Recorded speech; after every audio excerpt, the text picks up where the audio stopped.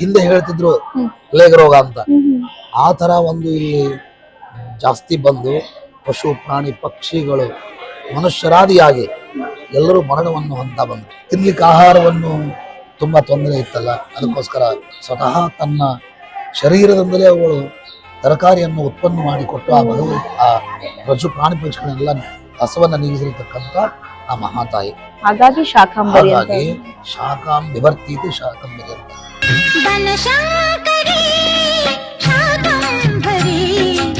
ಚಾಲುಕ್ಯರ ಕುಲದೇವತೆ ಕುಲದೇವತೆ ಹೌದು, ಪಕ್ಕ ಹೌದು. ಹಿಸ್ಟ್ರಿಯಲ್ಲೆಲ್ಲ ಸಿಗ್ತದೆ ನಮಗೆ ಚಾಲುಕ್ಯರ ಕುಲದೇವತೆ ಅಂತ ಮಾತ್ರ. ಆದ್ರೆ ಇವರೇ ಕಟ್ಟಿಸಿದ್ರು ಅನ್ನೋದ್ರ ಬಗ್ಗೆ ನಿಮ್ಗೆಲ್ಲ ಮಾಹಿತಿ ಇದೆ. ಅವಳ ಪಾರ್ವತಿ ಅವತಾರದಲ್ಲಿ ಇದ್ರೂ ಕೂಡ ಕುಮಾರಿಯಾಗಿದ್ದಾಳೆ ಅವಳು ಭಗವತಿ. ಆ ಪೂಜೆ ಮಗದ ಮೇಲೆ ವಿಶೇಷವಾಗಿ ನಾವು ಒಂದು ಕುಮಾರಿಯನ್ನು ಕರೆತರ್ತೇವೆ. ಆ ಕ್ಷಣದಲ್ಲಿ ಕನ್ಯೆಯನ್ನ ಒಳಗಡೆ ಕರೆದುಕೊಂಡು ಬಂದು ಆ ಭಗವತಿಯ ಒಂದು ಪಾದವನ್ನ ತೊಳೆದು, ಅಂದ್ರೆ ಆ ಕುಮಾರಿಯ ಪಾದವನ್ನ ತೊಳೆದು ಅವಳಿಗೆ ಅರಿಶಿನ ಕುಂಕುಮ ದಯಪಾಲಿಸಿ ಆ ಭಗವತಿ ಸ್ವರೂಪದಲ್ಲಿ ಅವಳಿದ್ದಾಳೆ ಅಂತ ಹೇಳಿ ಮೊದಲಿಗೆ ತೀರ್ಥ ಪ್ರಸಾದವನ್ನ ಆ ಭಗವತಿ ಅವಳಿಗೆ ಕೊಡ್ತೀವಿ ಮೊದಲು ನಾವು. ಗುರುಗಳೇ, ನಾವು ಇತಿಹಾಸದ ಬಗ್ಗೆ ಮಾತನಾಡೋದಾದ್ರೆ 1915ರಲ್ಲಿ ಜೀರ್ಣೋದ್ಧಾರ ಆಯ್ತು ಅಂತ ಹೇಳ್ತಾರೆ. ಚಾಲುಕ್ಯರ ಕುಲದೇವತೆ ಹೌದು, ಬಟ್ 15ರಲ್ಲಿ ಜೀರ್ಣೋದ್ಧಾರ ಆಯ್ತು ಅಂತ ಹೇಳ್ತಾರೆ. ಇದ್ರ ಬಗ್ಗೆ ಎಲ್ಲಿ ಜೀರ್ಣೋದ್ಧಾರ ಇದು ಈ ತರ ಆಗಿರೋದಂತ ವಿಷಯಗಳು ಎಲ್ಲೂ ನಿಮ್ ಪ್ರಸ್ತಾಪ ಆಗೋದು ಸಿಗುದೇ ಇಲ್ಲ ಎಲ್ಲೂ. ಯಾಕಂದ್ರೆ ಎಷ್ಟೋ ವರ್ಷದಿಂದ ತಲೆಮಾರಿನಿಂದ ಇರುವಂತಹದ್ದು ನಮ್ಮ ಅರ್ಚಕ ಬಾಂಧವರಿಂದ ನಾವಿಲ್ಲಿ ಅರ್ಚನೆ ಮಾಡ್ತಾ ಬರ್ತಾ ಇದ್ದೀವಿ. ಸುಮಾರು 603ನೇ ಶಕೆ ಅನ್ನೋದೇ ಇದೆ ಅದರಲ್ಲಿ. ಶತಮಾನ ಎಷ್ಟು ಶತಮಾನಗಳಾಗಿದೆಯೋ ಇದರ ಬಗ್ಗೆ ಹಿಸ್ಟ್ರಿ ಸಿಗ್ಲಾರದ್ದಿದು.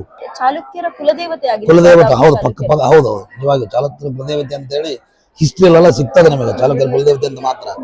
ಆದ್ರೆ ಇವರೇ ಕಟ್ಟಿಸಿದ್ರು ಅನ್ನೋದ್ರ ಬಗ್ಗೆ ನಿಮ್ಗೆಲ್ಲ ಮಾಹಿತಿ ಇದೆ ಇಲ್ಲ.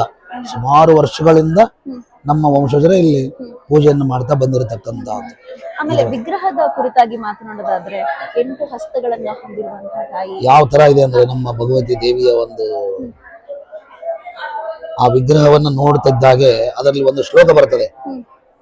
ಖಡ್ಗಂ ಘಂಟಾಂ ತ್ರಿಶೂಲಂ ಲಿಪಿ ವಿಶದತರಂ ಬಿಭ್ರತೀಂ ದಕ್ಷಹಸ್ತೈ ಪಾತ್ರಂ ಶೀರ್ಷಂ ಸುಖೇಟಾಂ ತಮರುಕಮನಿಶಂ ವಾಮಹಸ್ತೈ ತ್ರಿನೇತ್ರಾಂ ಸಿಂಹಸ್ತಾಂ ತಾರಹಾರಾಂ ಗದಮಣಿ ಮುಕುಟಾಂ ದ್ಯೋತಯಂತೀಂ ಪ್ರಸನ್ನಾಂ ವಂದೇ ಪೂರ್ಣೇಂದು ಬಿಂಬಾಂ ಪ್ರತಿರುಚರ ಮುಖೀಂ ಶಂಕರೀಂ ಶಂಕರೇಷ್ಟಾಂ.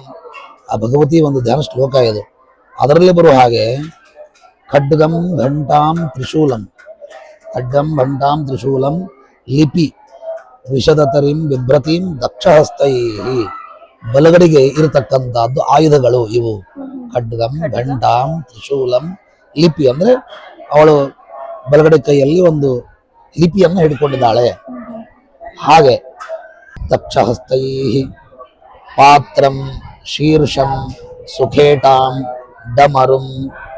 ಪಾತ್ರಂ ಅಂದ್ರೆ ಪಾನಪಾತ್ರ ಅಂದ್ರೆ ಅಕ್ಷಯ ಪಾತ್ರೆ. ಪಾತ್ರಂ ಶೀರ್ಷಂ ಏನವಳು ಆ ರಾಕ್ಷಸರನ್ನ ಸಂಹಾರ ಮಾಡಿದ್ಲೋ ಅದು ಬರ್ತದೆ ಅದರಲ್ಲಿ. ಆ ರಾಕ್ಷಸರ ಒಂದು ರುಂಡ ಅದು ಅಲ್ಲಿರುವಂತಹದ್ದು. ಶೀರ್ಷಂ ಸುಖೇಟಾಂ ಅವಳ ಒಂದು ಆಯುಧ ಅಲ್ಲಿ ಸುಖೇಟ ಅಂತಿದೆ. ಆನಂತರ ಖಡ್ಗ ಇದೆ. ಇವೆಲ್ಲ ಎಡಗಡೆಗೆ ಇರತಕ್ಕಂತಹದ್ದು ಹಸ್ತದ ಒಂದು ದ್ಯೋತಕ. ಈ ಒಂದು ಶ್ಲೋಕ ಇರುತ್ತದೆ. ಆನಂತರ ಸಿಂಹಸ್ತಾಂ ಸಿಂಹದ ಮೇಲೆ ಇರತಕ್ಕಂಥವಳು. ತಾರಹಾರಾಂ ಅಂದ್ರೆ ಒಂದು ತಾರಹಾರ ಇದೆ ಅವಳ ಕೊರಳಲ್ಲಿ. ತಾರಹಾರಾಂ ಗದಮಣಿ ಮುಕುಟಾಂ ವಜ್ರ ಕಿರೀಟವನ್ನ ಇಟ್ಕೊಂಡಿರ್ತಕ್ಕಂಥವಳು. ತ್ರಿನೇತ್ರಾಂ 3 ಕಣ್ಣುಳ್ಳಂತವಳು. ಈ ತರ ಈ ಒಂದು ಶ್ಲೋಕದಲ್ಲೇ ಹೇಳುವಂತಹದ್ದು ಆ ವಿಗ್ರಹದ ಒಂದು ಪರಿಚಯ. ಈ ತರ ಇದೆ ನಮ್ಮ ದೇವಸ್ಥಾನದ ಒಂದು ವಿಗ್ರಹ. ಆಮೇಲೆ ಸಿಂಹದ ಮೇಲೆ ಸಿಂಹವಾಹಿನಿ ಅದು ಹೇಳಿದ್ನಲ್ಲ ಆಗಲೇ. ಸಿಂಹವಾಹಿನಿ ಅವಳು. ಸಿಂಹಸ್ತಾಂ ತಾರಹಾರಾಂ ಸಿಂಹದ ಮೇಲೆ ಇರತಕ್ಕಂಥವಳು.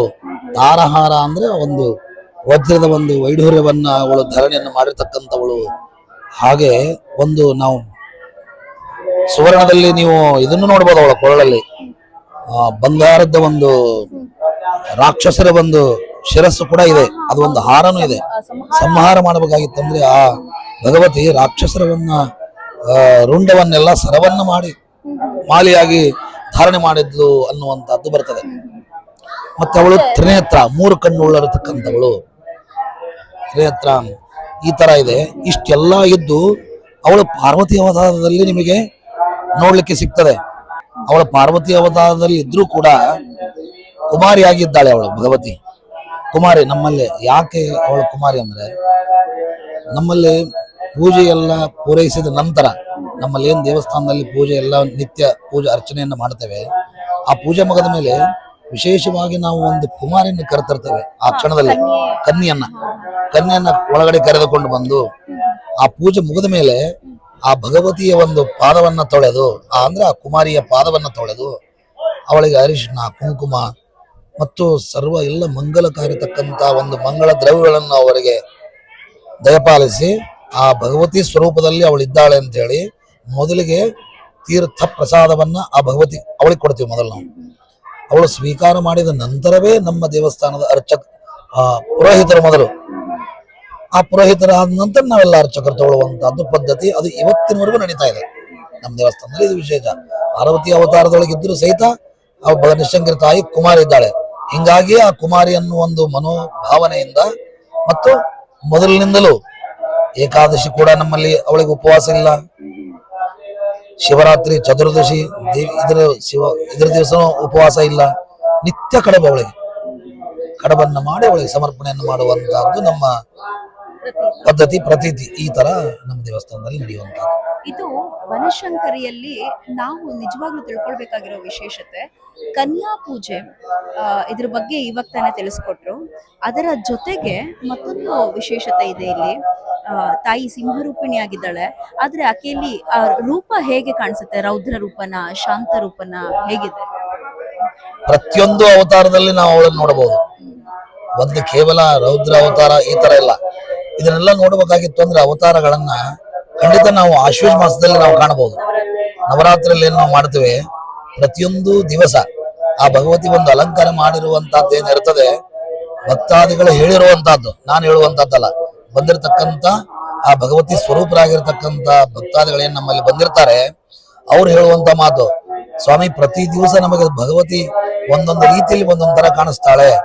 ದುರ್ಗಾಷ್ಟಮಿ ದಿವಸ ಅದೇ ರೀತಿಯಲ್ಲಿ ಅವಳನ್ನು ನಾವು ಕಾಣ್ತೇವೆ, ಮಹಾನವಮಿ ದಿವಸ ಅದೇ ರೀತಿಯಲ್ಲಿ ನಾವು ಕಾಣ್ತೇವೆ, ಶಾಂತ ರೂಪವಾಗಿ ಆ ದಸರಾ ದಿವಸ ನಾವು ನೋಡ್ತೇವೆ ಅನ್ನುವಂತ ಮಾತನ್ನ ಬರತಕ್ಕಂತ ಭಕ್ತಾದಿಗಳೇ ಹೇಳ್ತಾರೆ. ಇವುಗಳೆಲ್ಲ ನೋಡ್ಬೇಕಾಯ್ತಾರೆ ನಾವು ನವರಾತ್ರಿಯಲ್ಲಿ ನೋಡ್ಬೇಕು. ಆ ನವರಾತ್ರಿಯಲ್ಲಿ ವರ್ಷ ನವರಾತ್ರಿಯಲ್ಲಿ ಇರುವಂತಹದ್ದು ವಿಶೇಷತೆಗಳನ್ನೇ ಬೇರೆ, ಆ ಶರನ್ನವರಾತ್ರಿಯಲ್ಲಿ ಆಗುವಂತಹ ವಿಶೇಷತೆಗಳನ್ನೇ ಬೇರೆ. ಈ ತರ ಎಲ್ಲ ನಮ್ಮ ದೇವಸ್ಥಾನ ನಡೀತಾ ಇದೆ. ಬನಶಂಕರಿ ಅಂತ ಕರಿತೇವೆ. ಬನದ ಶಂಕರಿ, ಚೋಳಚ ಗುಡ್ಡದ ಬನದ ಶಂಕರಿ, ಶಂಕರನ ಪತ್ನಿ ಶಂಕರಿ ಅಂತ ಹೇಳ್ತೀವಿ. ಇದರ ಕುರಿತಾಗಿ ದಯವಿಟ್ಟು.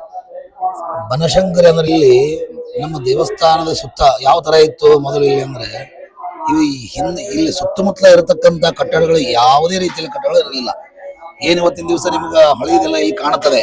ಈಗ ನಾವೆಲ್ಲ ಬಣ್ಣ ಮಾಡಿದೀವಿ, ಅವನ್ನೆಲ್ಲ ಹಳಿಯಾಗಿ ಇರತಕ್ಕಂಥದ್ದನ್ನ ನಾವು ಹಾಗೆ ಬಿಟ್ಟಿದ್ದೇವೆ, ಯಾವುದನ್ನು ನಾವು ತೆಗಿಲಿಲ್ಲ.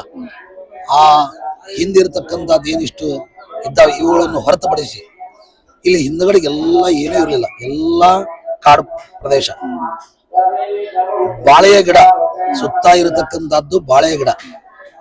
ಬಾಳೆ ಗಿಡ ಇರುವುದರಿಂದ ಅದಕ್ಕಾಗಿನೇ ಅವಳಿಗೆ ಬನದೇವತೆ, ಬನಶಂಕರಿ ಈ ತರ ಹೆಸರು ಬಂತು ಅಂತ ಅನಿಸ್ತದೆ. ಬನಶಂಕರಿ ಅನ್ನುವಂತ ಮಾತು ಏನು ಒಂದು ದೇವಿ ಒಂದು ಶಬ್ದ ಇದೆ, ಬನದ ಮಧ್ಯದಲ್ಲಿ ಇರತಕ್ಕಂಥವಳು ಬನಶಂಕರಿ ಈ ತರ ಇರಬಹುದು ಅಂತ. ಯಾಕಂದ್ರೆ ಶಾಕಂಬರಿ ಅನ್ನೋ ಅರ್ಥನೇ ಬೇರೆ, ಆಗಲೇ ನಾನು ಹೇಳಿದೆ.